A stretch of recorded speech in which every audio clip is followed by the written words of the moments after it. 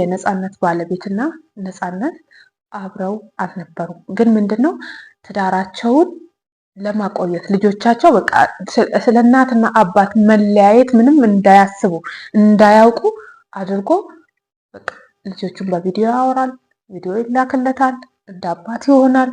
ጤና ይስጥልኝ። በነፃነትና በባለቤቱ መካከል ጸብ ነበረ፣ ተለያይተው ነበሩ የሚል አዲስ መረጃ ወጥቷል። እሱን ላካፍላችሁ መጥቻለሁ።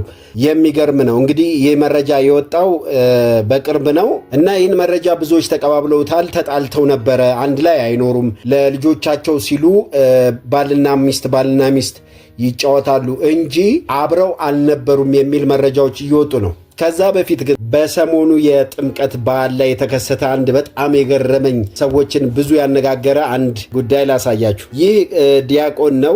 ሰቆጣ አካባቢ ይኖር የነበረ አሁን በመቀሌ ነው የተገኘው። እንግዲህ የጥምቀት ዕለት ሰዎች ነጫጭ ልብስ ለብሰው ሰው የሚሸት ያው እንግዲህ እኛ ሀገር የተለመደው ነጣ ያለ ልብስ ጥሩ ልብስ ያደረገ የተመቸው ነው ተብሎ ይታሰባል። እንደዛ አይነት ሰዎች በከበቡበት መሃል ይህ ድንቅ ሰው ድንገት ሳይታሰብ ከተፍ ይላል። ከበሮ ይቀበላቸውና ከበሮውን መደለቅ ይጀምራል።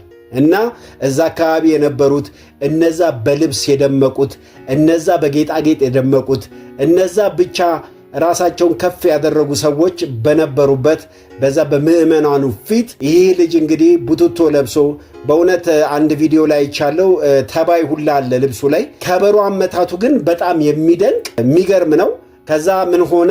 እግዚአብሔር እንግዲህ ልበቀናዎችን አይደለም የሚያየው፣ ልባቸው ቅን የሆነ ጥሩ የሆነ ንጹህ ሰዎችን አይደል በእነሱ አይደል የሚጠቀመው።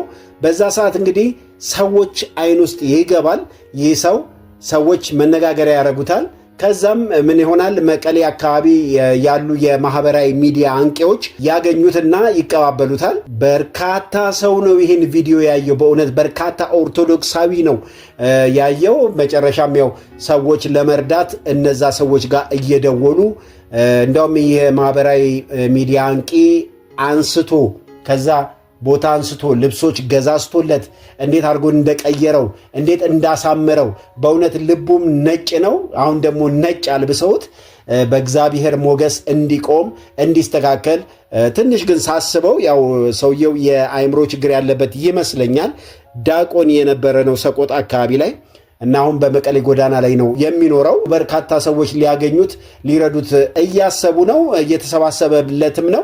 እና ደግሞ ከዚህ በኋላ እንግዲህ ተጠምቆ ካለበት ችግር ተላቆ ተፈውሶ ይህ አገልግሎቱን ይቀጥላል ብዬ እኔ አስባለሁ። ግን እግዚአብሔር አያችሁ ሲያከብር ከቆሻሻ ስፍራ ያነሳል። ሊያከብር ሲፈልግ እግዚአብሔር መንገዱ በጣም ብዙ ነው፣ በእውነት በጣም ብዙ ነው። እና በጣም የገረመኝ አነጋጋሪ መረጃ ነው።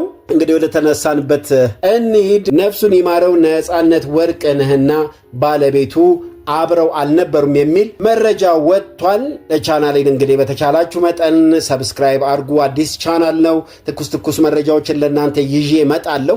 ቪዲዮን ላይክ እያደረጋችሁ ለብዙዎች እንዲደርስ ሼር አድርጉ። ይህ መረጃ እንግዲህ ምንድነው የሚለው? ሁለቱ ተጣልተው ነበረ። ይህንንም እንግዲህ ሰዎች ሊሉ የቻሉት ሰሞኑን ቲክቶክ ላይ በጣም አይታችሁ ከሆነ በርካታ ሰዎች ናቸው ባለቤቱን እየተቀባበሏት ያሉት። ምክንያቱም ባለቤቱ ለቅሶ ላይ አላዘነችም ነው የሚሉት ብዙዎቹ። ሻርፓን አፏ ላይ አርጋ የማዘን ስሜት አላሳየችም፣ አላዘነችም የሚሉ ከዛ በመነሳት ይመስለኛል እንግዲህ ይህን ሊሉ የቻሉት። ምናልባት እሷ ያላዘነችበት ምክንያት ይኖራት ይሆናል። ምክንያት አሁን ተለያይተው ነበር የሚሉት ሳይሆን እኔ የማስበው አንዳንድ ሰው እኮ ሲያዝን ጮሆ የማይወጣለት ሰው አለ፣ የማይጮህ አለ፣ መጮህ የማይችል ሰው አለ። የውስጡን በውስጡ ድብቅ አድርጎ ሐዘን የሚጎዳቸው ሰዎች እኮ በርካታ ሰዎች አሉ።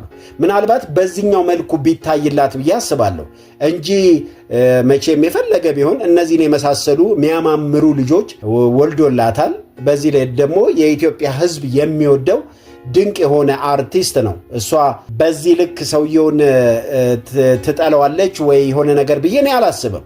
እና እንግዲህ ቪዲዮውን አይታችሁ ከሆነ በርካታ ቪዲዮዎች በርካታ ፎቶዎች ሲሰራጩ ነበረ ሚዲያው ላይ። በሻርፕ አፏን አፍና ሐዘን የሚመስል ነገር አይታይም ነው። እና ከዚህ በመነሳት ይሁን መረጃው የወጣው ከውስጥ አዋቂ ይሁን ባልታወቀ መንገድ እንግዲህ ተለያይተው ነበር። ግን ልጆቹ እንዳይጎዱ ለልጆቹ ሲባል ትምህርታቸውን እንዲማሩ ፎከስ አንድ ነገር ላይ እንዲያደርጉ አባትና እናት ይጫወታሉ የሚል መረጃ እንግዲህ ወጥቷል። ብዙዎችም እያወሩበት ነው። እንግዲህ እግዚአብሔር ነው የሚያውቀው።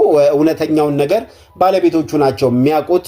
እንግዲህ ነፃነት ወርቅነህ እውነት ይሄ ሆኖ ከሆነ መቼም ጉዳት ነው። ከሰው ከባለቤቱ ጋር ተለያይቶ ልጆች እዛ ባህር ማዶ ተቀምጠው እውነት ከሆነ ምናልባት ይሄ ጉዳት እሱ ላይ ፈጥሮበት ከሆነ አላቅም። እንግዲህ እንደዚህ አይነት ነገሮች ይባላሉ። በብዛት መረጃዎች እየወጡ ነው። የተከሰተውን ነገር እንግዲህ ለማጣራት በደንብ እንሞክራለን። እንግዲህ ሰዎች ያው ገበናቸውን ብዙ ጊዜ ደብቀው ነው የሚኖሩት። በተለይ እነዚህ የሶሻል ሚዲያ ላይ እውቅና ያላቸው ሰዎች ብዙ ነገራቸው አደባባይ እንዳይወጣ በተቻለ መጠን ይጠነቀቃሉ። ምክንያቱም ስማቸውን ያበላሻል፣ ስራቸውን ያበላሻል።